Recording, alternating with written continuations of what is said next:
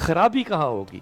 خرابی کہاں تب ہوگی، برائی تب شروع ہوگی جب علماء، میں سب کو نہیں کہہ رہا، میں صرف حوالہ دے رہا ہوں، جب علماء اکرام، وہ لوگ جو کہ دین کا کام کرتے ہیں، جو لوگوں کو جوڑتے ہیں، وہ لوگ حاکموں کے لیے اور طاقتور کے لیے اور عمرہ کے لیے، امیر لوگوں کے لیے دین کے اندر نرمی پیدا کر دیں گے. وہ کہیں گے، مثال دے رہا ہوں، نعوذ باللہ، کوئی بات نہیں، آپ نہیں وضو کرتے نہ کریں، نماز پڑھ لیا کریں.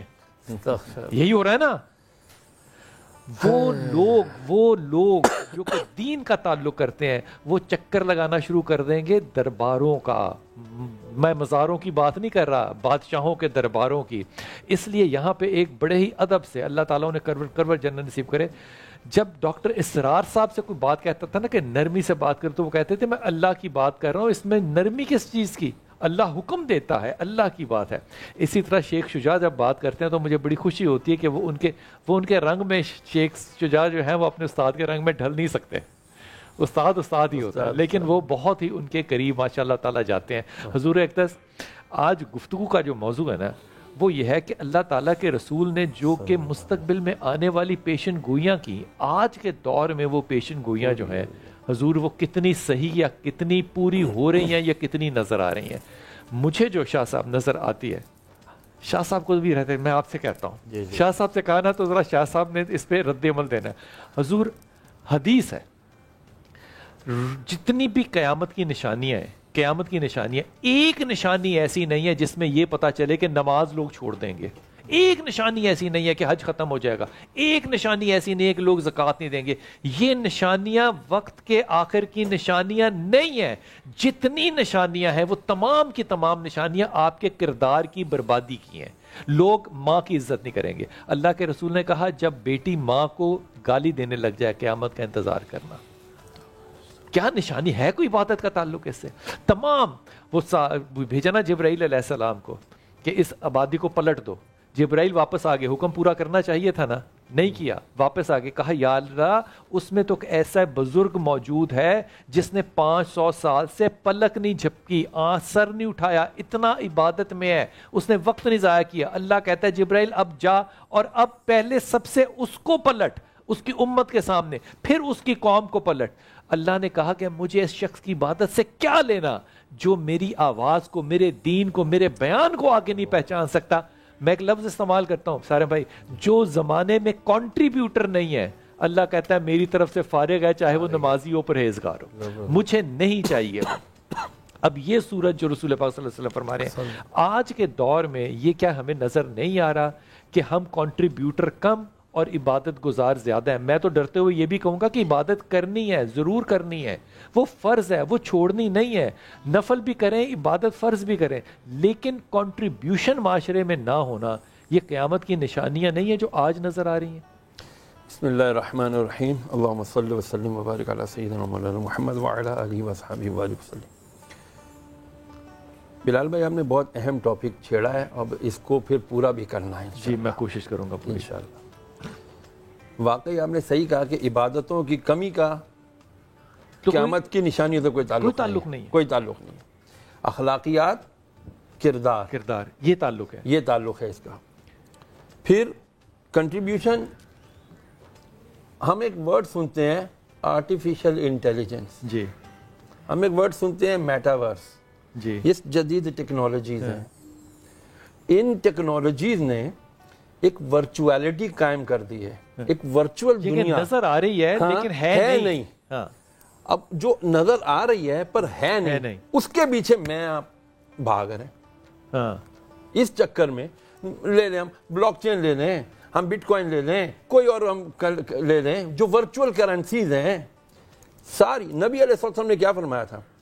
مجھے اپنے بعد تم پر اس بات کا خوف نہیں ہے کہ تم مشرک ہو جاؤ گے، شرک کرنے لگ جاؤ گے. ارے مجھے جو خوف ہے، ڈر ہے، وہ اس بات کا ہے کہ تم دنیا سے محبت کرنے لگ جاؤ گے، مال سے محبت کرو گے، دنیا مال سے محبت کرنے لگ جاؤ گے. یہ کس سے کہہ رہے ہیں؟ مسلمانوں سے. یا امت سے ڈر کیا ہے؟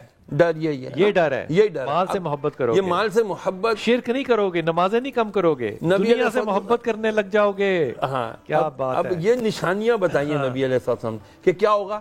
تم غالب ہوگے، لیکن تم پر غالب کون ہوں گے؟ دوسرے غیر مسلم. تو یا رسول اللہ، صحابہ نے کہا یا رسول اللہ کیا ہم لوگ اس وقت تعداد میں کم ہوں گے؟ کہا نہیں تعداد میں بھی زیادہ ہو گے، لیکن تمہارے اندر 2 خرابیاں پیدا ہو چکی ہوں گی. نمبر 1 مال سے محبت کرنے لگ جاؤ گے. نمبر 2 مرنے سے خوف زدہ ہو جاؤ گے. یہ جو موت کا خوف ہے نا، یہ مسلمان کی شان نہیں. پیچھے سامان رکھا ہے نا بڑا، وہ سنبھالے گا کون نا؟ یہ بھی بڑی مصیبت ہے. اب آتے ہیں ممبر پہ. اب آتے ہیں ممبر.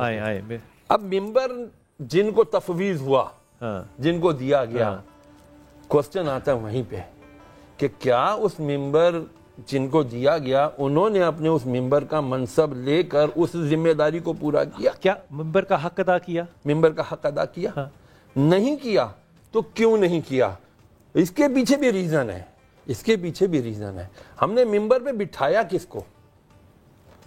اب دیکھیں ایک اور حدیث، قیامت کی نشانی. ایک اور میں نبی کی عرض کر دوں. میرے نبی نے فرمایا ایک وقت آئے گا میری امت پر کہ جو تمہارے بد کردار ہوں گے نا، بد کردار، وہ تمہارے مارکیٹوں، تمہارے بازاروں کے سردار ہوں گے. رسول پاک صلی اللہ علیہ وسلم نے خواب دیکھی میرے ممبر پہ بندر ناچ رہے ہیں. ایسا ہی ہے، یہی ہے نا، ایسا ہی. پھر یہ بھی تو فرمایا لونڈے لپاڑے. لونڈے لپاڑے لفظ ان کا یہی ترجمہ بنتا ہے، یعنی اوباش لڑکے قسم کے لوگ ممبروں پر بیٹھے. اچھا پھر ممبر پہ بیٹھ گئے، ایک بات تو یہ کہ یہ قیامت کی نشانی آ گئی، پھر اس کو ہم جسٹیفائی کیوں کرنے لگ جاتے ہیں؟ جسٹیفائی اس لیے کرنے لگ جاتے ہیں کہ ہمارا اس ممبر. میں ایک مثال دوں آپ کو، معافی کے ساتھ میں آپ کی بات کاٹ رہا ہوں. حضور اقدس اسرار صاحب ایک حاکم وقت سے ملے.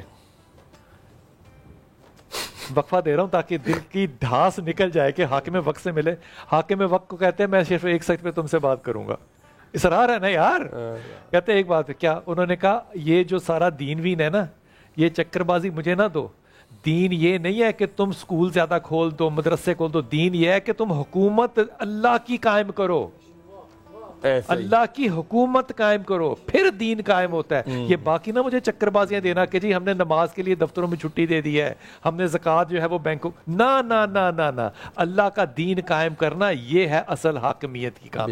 جب حاکم وقت کے پاس مفتی اعظم پاکستان نہیں، مفتی اعظم پاکستان نہیں، ویسے ہی کہہ رہا ہوں میں، مثال کے طور پہ کہہ رہا ہوں، جب وہ خود چل کے جانے لگ جائیں کہ ہم تو دعا کے لیے گئے تھے، تو پھر وہ برکات کہاں آئیں گی ممبر میں حضرت؟ نہیں آئے گی نا. میں نے عرض کیا نا کہ وہ یعنی نااہل، اب مجھے ورڈ سخت ہوں گے لیکن کہنے دیں، نااہل لوگ جب آپ ممبروں پر بٹھا دیں گے نا. ہم نے تھوڑی بٹھانے. نہیں، تو اب بٹھانے والا کون ہے؟ کون ہے؟ کمیٹی کا صدر کون ہوتا ہے؟ مسجد کی کمیٹی کا صدر کون ہوتا ہے؟ جو مالدار ترین شخص ہوتا ہے، حلال کمایا ہوتا ہے یا حرام کمایا ہوتا ہے، اس سے کسی کو پرواہ نہیں ہے. ان کو جو چاہیے چوہی صاحب تسی آگے بہ جاؤ، تسی سب تو زیادہ ڈونیشن دیتے ہو. ممبر ہیں سارے بھائی؟ نہیں سر، کسی نے آ کے کہا ہو کہ آپ کمیٹی کے ممبر بنے؟ ممبر نہیں ہوں. لوگ سمجھتے بہت کچھ ہے، پر میں سچ بات یہ ہے کہ کہیں کا بھی ممبر نہیں ہوں. میں کسی کلب کا، کسی جگہ کا، کہیں کی بھی کوئی ممبر. وہ کہتا ہے 25,000 پیج خطابت امامت ساری کرنی ہے کہ نہیں کرنی ہے؟ 20,000 نہیں تو پھر چاہ دوجے ہیگن ساڑھے کو. تو کیا آپ یہ سمجھتے ہیں کہ پھر وہ 20,000 پہ لینے والا آپ کو تاریخ میں یاد دے گا؟ حافظ جی یہ جو ہے نا اعتراض نہیں کرنا چاہیے، کیونکہ دین کے کام کے اندر آپ کارپوریٹ ورلڈ میں نہیں آیا ہے. اس لیے اگر غربت ہے تو آپ اصحاب کو یاد کریں، لیکن پیسے کی وجہ سے دین اور ممبر کو خراب نہیں کیا جا سکتا. میں بات کر رہا ہوں جس کو ہم نے چودھری بنایا ہے، صدر بنایا ہے. اچھا جس کے پاس پیسہ ہے اس کا بھی کردار نہیں ہے، اور جس کے پاس ممبر ہے اس کا بھی کردار نہیں ہے، تو میں اور آپ پھر جمعہ پڑھنا چھوڑ دیں، کیا کریں؟ اس کردار سے کون روگردانی کر سکتا ہے؟ میں کوئی فراری نہیں دے رہا اس بات کو کہ جی اس بندے کا جس کو متمکن کیا گیا ہے، بٹھایا گیا ہے ممبر پر، اب اس کا بھی تو اخلاص کا ٹیسٹ ہے نا کہ وہ رب پہ کتنا اخلاص کے ساتھ بھروسہ کرتا ہے. جو لوگوں کو بھاشن دیتا ہے، جمعے میں خطاب کرتا ہے کہ جی اللہ پہ بھروسہ کرو، اللہ پہ بھروسہ کرو، لیکن خود اس کو اللہ پہ اگر بھروسہ نہیں ہے تو پھر اس کی زبان میں اثر نہیں ہے.